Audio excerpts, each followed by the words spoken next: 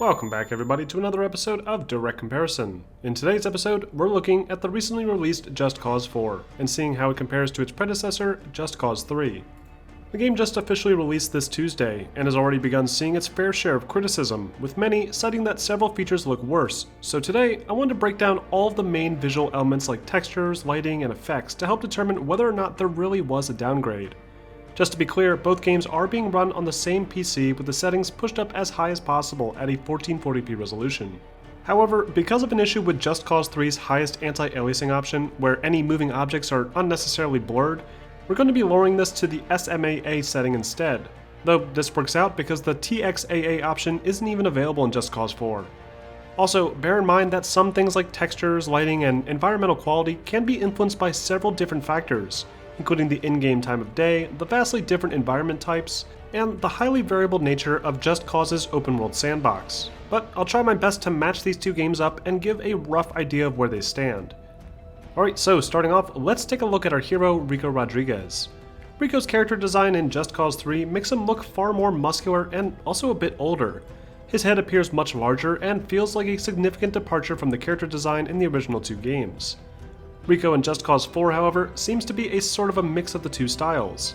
He's still older because of the storyline and sports a full beard, but he also looks less built and also has a darker skin tone. The outfits in general are mostly the same, with jeans and a jacket with short sleeves, along with his signature wingsuit, grapple, and parachute combo equipped. But unlike Just Cause 3, Rico in Just Cause 4 doesn't seem to have access to his dual handguns anymore, at least not at the start of the game. Outside of some cosmetic changes, the actual complexity of the character model himself seems to be about the same. Next, let's see if the animations have changed. From what I've seen so far, Rico moves the same between both games. The running, jumping, and various special gadget-related actions all behave identically, and appear to have been directly copied over from the previous game.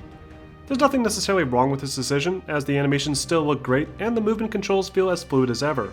The only minor difference I could find here was that the smoke effect from Rico landing on the ground after jumping appears slightly earlier in Just Cause 4. Moving on, we have some environmental textures. As I said before, the environments are significantly different from each other, so finding the same textures to compare is difficult.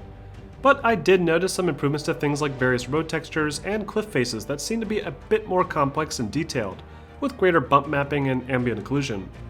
However, I did notice a substantial downgrade to Just Cause 4's grass effects.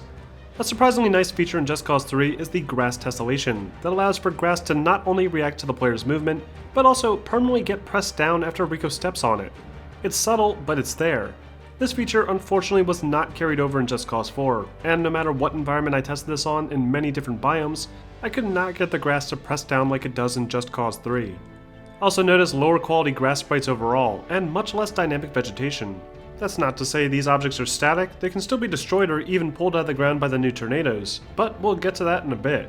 Moving on, we have lighting effects. Again, lighting doesn't seem to have fared as well in Just Cause 4 over its predecessor.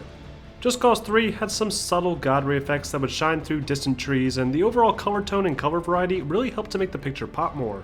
Just Cause 4's game world in theory should be significantly more colorful, bright, and vibrant, but much like Shadow of the Tomb Raider earlier this year, seems to have opted for a warmer color tone, which results in a more washed out looking image.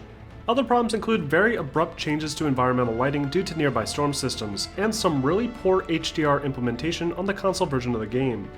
Again, a lot of the differences in lighting can be attributed to the artistic direction, but the lack of proper god ray effects and the more dull appearance hurts the overall presentation of Just Cause 4.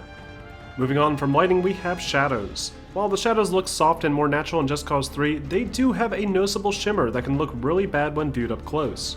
Just Cause 4 shadows have absolutely no shimmer from what I can tell, though they are a bit sharper, and I would have liked to see some smoother soft shadow implementation. And now for the big one, special effects. Just Cause is all about special effects, and very few other games in the industry can dish out the physics effects that this series is capable of. Just Cause 3 had some impressive dynamic destruction that allowed for the creative freedom to blow up very large objects and cause some serious damage. It's not quite on the level of games like Red Faction, but it's still impressive and fun to play with nonetheless. Just Cause 4 continues the franchise's tradition and pushes the insanity completely through the roof, with even more explosive opportunities, especially with its new weather system. This twister, for example, which is always available in the center region of the game world, will randomly travel around and pick up anything in the game world that's not nailed down, including player vehicles and a ton of environmental debris. It's an incredibly impressive looking effect that I think Avalanche Studio completely nailed, and it's also a lot of fun to play with. Outside of these newer effects, Just Cause 4 retains the same amount of dynamic destruction featured in its predecessor. Unfortunately, some of the other effects do seem to have been downgraded quite a bit, most noticeably the water effects.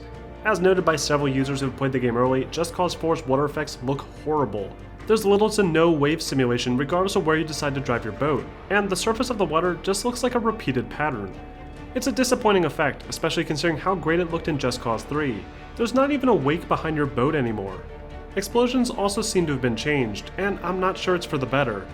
I still would like to do some more tests on this, as the explosions in these games can be affected by pretty much anything including the surrounding ground and various nearby props, but I do like the changes made to the fireball itself. Rather than just being a singular mass of yellow fire, the new explosion looks more complex and feels a little bit more authentic. That being said, the explosion itself looks a bit weaker, with less debris shooting up from the ground and significantly less black smoke lingering around afterwards. Even less impressive was the gas station explosion. Despite the gas station in Just Cause 4 being larger, the final explosion that causes the building itself to explode is essentially drowned out by some excess bloom effects, taking away the awesome clarity of the explosion in Just Cause 3. The explosions are still pretty impressive, but I can't help but feel the effect was better in the previous game. And finally, let's listen to a few sound comparisons. For these comparisons, I have a few clips of standard traversal around the game world, in addition to a standard assault rifle being fired and the gas station blowing up. While these scenes aren't going to be identical, you can still get a pretty strong sense of the overall sound design, including the level of reverb and quality of the mixing. So, which game do you think sounds better?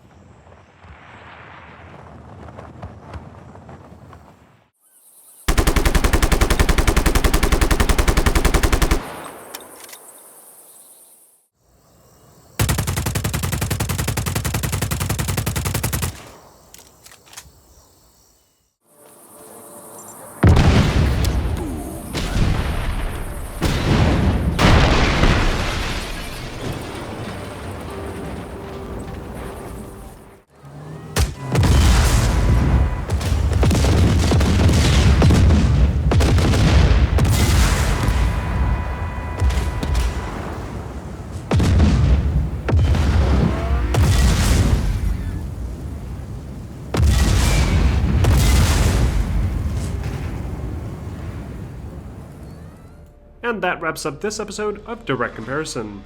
Just Cause 4 is a decent looking game, when shown in the right light. But aside from some improvements to things like textures and shadow resolution, several of the design choices seem to have hurt the visual style that was showcased in Just Cause 3. The explosions are hidden behind an annoying glare now, and the water simulation is laughably bad. I hope some of these things are just issues Avalanche Studios plans on fixing, but as of right now, if you're looking for the best looking Just Cause experience, you'll likely still find that in Just Cause 3. Thank you all for watching, and if you'd like to learn more about Just Cause, check out my History of Just Cause video, which covers the full history of the franchise. Also, make sure to like and subscribe for more videos like this posted every week.